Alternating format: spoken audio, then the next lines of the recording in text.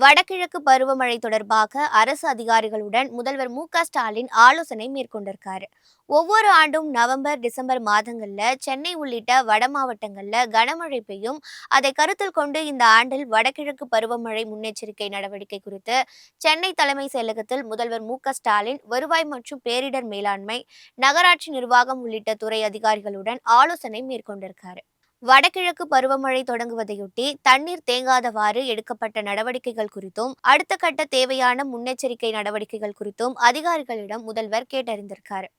கடந்த ஆண்டுகளில் ஏற்பட்ட வெள்ள பாதிப்புகளை நினைவில் கொண்டு அதிகாரிகள் பணியாற்ற வேண்டும்னோ, பருவமழையை எதிர்கொள்ள அரசு அதிகாரிகள் தயார் நிலையில் இருக்க வேண்டும்னோ முதல்வர் ஸ்டாலின் அதிகாரிகளுக்கு அறிவுறுத்தியிருக்காரு. கடந்த காலங்களில் வெள்ள பாதிப்பு பகுதிகளை கண்டறிந்து நடவடிக்கை எடுக்க வேண்டும்.